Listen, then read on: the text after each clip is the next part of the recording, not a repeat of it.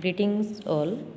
Today we discuss about lesson number 8 history and keep it continue. Today we discuss about Mirabai. So we start it.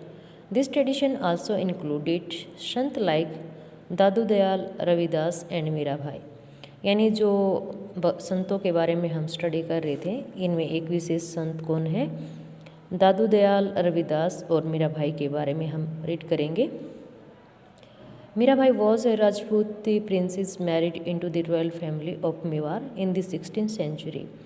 Mirabai एक राजपूत राजकुमारी जिसकी शादी मेवाड़ के एक शाही परिवार में 16वीं शताब्दी में हुई. Mirabai became a disciple of Ravidas की शिष्य a son from a caste consider untouchable.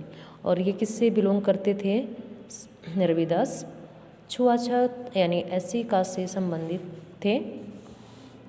She was devoted to Krishna and compose innumerable bhajans expressing her intense devotion. जो मीराबाई थी ये भगवान श्री कृष्ण की भक्त थी और इन्होंने उनके लिए असंख्य भजन जो है राइट किए.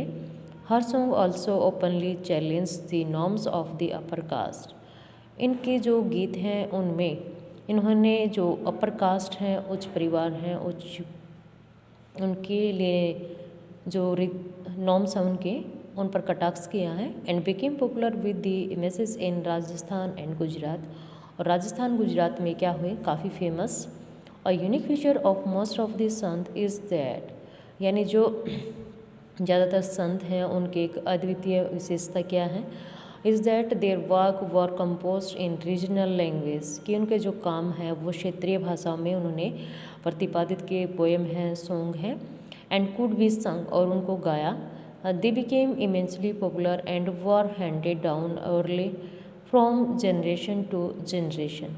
और इनको क्या है राइट किया गया गाए जाने लगे.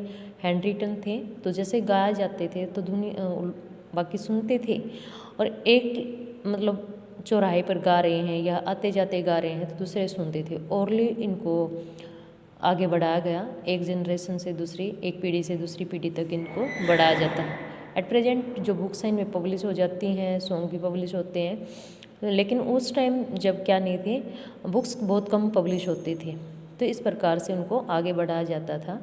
यूजली दी पुअरेस्ट यानी जो गरीब हैं मोस्ट डिप्रेव्ड कम्युनिटीज़ या जो सबसे वंचित समुदाय वीमेन ट्रांसमिटेड दिस सॉन्ग. तो महिलाएं क्या करती थी अब सॉन्ग आज भी गाती हैं पहले भी गाती थी और उनको आगे बढ़ाती थी.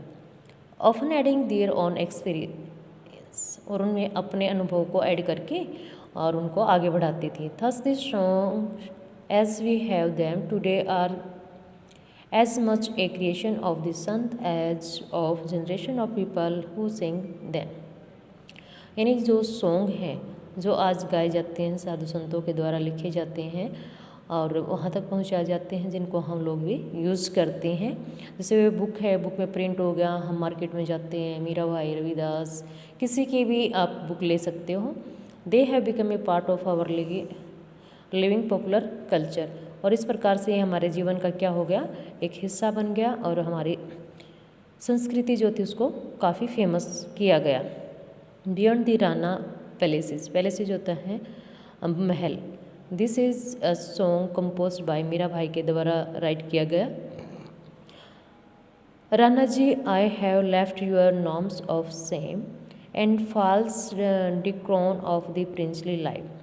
राना जी वो अपने मतलब जो पति थे उनको संबोधित करते हुए कहती हैं कि जो मेरी लाइफ है इसमें जो राजकुमारी की थी अब राज परिवार में शादी तो राजकुमारी है उसको वो त्यागती हैं. आई हैव लेफ्ट योर टाउन मैं आपका मतलब जहाँ रहते थे शहर को त्याग रही हूँ. And yet Rana why have you kept up enmity against me. और आप मुझे दोबारा कहाँ मिल सकते हो कैसे मिल सकते हो.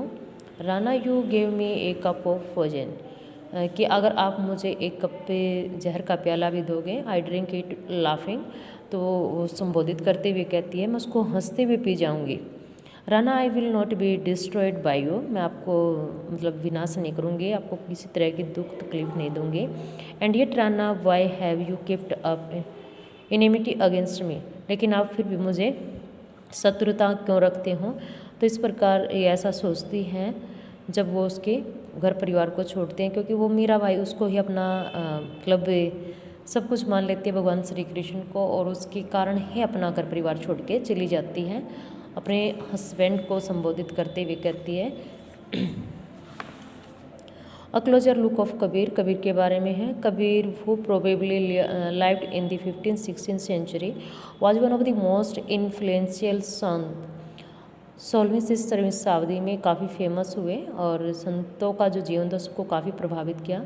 ही was brought up in a family of Muslim julaha और वे वॉज सेटल्ड इन और nearby this city Banaras Varanasi. इनका जो जन्म था वो एक जुलाहा परिवार में होता है, लेकिन जो इनके कहते हैं कि पेरेंट्स ना इनको कहीं छोड़ के चले जाते हैं, तो एक मुस्लिम जुलाहे उनको रखते हैं, उनको बड़ा करते हैं, पालन पोषण। बनारस के पास इनका जन्म हुआ। We have little reliable information about his life, इनके बारे में हमें बहुत कम ही इंफॉर्मेशन मिलती है।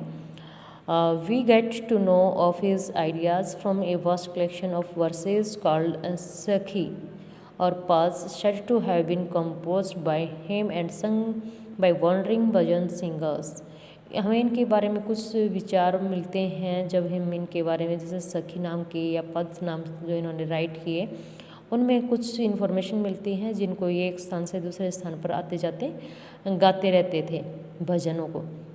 Some of these were later collected and preserved in the Guru Granth Sahiba, Panch Vani and Bijak, और बाद में जो इनकी कलेक्शन मिली है उनको सुरक्षित रखा गया है। कुछ गुरु ग्रंथ साहिबा जो सिखों की है उसमें राइट किए गए हैं, पंचवाणी भी और बीजक भी। तो इनमें कुछ बातें इनकी इंक्लूड की गई हैं। ऐसे ही in search of the true lord, सच्चे यानी ईश्वर की प्राप्ति के लिए कौन सा रास्ता ठीक है। Here is a composition of Kabir के द्वारा ये लाइन लिखी गई है। You only read this. Next है कबीर टीचिंग वो are based on a complete indeed vehement. जो कबीर हैं इनके जो शिक्षण था वो पूरी तरह से जो चीज़ें हमें चाहिए होती हैं, बाह्य दिखावे पर नहीं, वास्तविकता पर आधारित। Rejection of the major religious tradition, जो हमारे धार्मिक परंपराएं होती हैं उनका इन्होंने रिजेक्शन किया। His teaching openly ridiculed all form of external worship of both Brahmanical Hinduism and Islam. और जो इनकी टीचिंग थी उनमें इन्होंने मतलब ओपनली खुले तौर पर जो हमारे आंतरिक और बाह्य ब्राह्मण, हिंदू और इस्लाम में जो हम अपने जैसे कुरान पढ़ते हैं, नमाज़ पढ़ते हैं, इनका विरोध किया। The preeminence of the priestly classes and the caste system, और इन्होंने जो उच्च यानी अमीर और गरीब और जो कास्ट सिस्टम था इसका भी विरोध किया। The language of his poetry was a form of spoken Hindi widely understood by ordinary people, और इन्होंने जो अपने पोएम, सॉन्ग लिखे, दोहे लिखे, उनमें इन्होंने हिंदी लैंग्वेज का प्रयोग किया क्योंकि आम जनता इनको आराम से समझ पाती थी। He also sometimes used a cryptic language which is difficult to follow. बहुत बार इन्होंने ऐसी लैंग्वेज का यूज़ किया जिसको हम सीधे सीधे नहीं समझ पाते थे। Kabir believed in a formless supreme God. भगवान जो कबीर है इनका विश्वास था कि जो सुप्रीम गॉड है, भगवान है, वो फॉर्मलेस है, उसका आकार नहीं है। And teach that the only path to salvation was through bhakti और डिवेशन, और उन तक पहुंचने का केवल एक ही रास्ता है, मोक्ष। वो किसके द्वारा है? भक्ति और डिवोशन, उनके प्रति श्रद्धा भक्ति रख के हम ऐसा कर सकते हैं।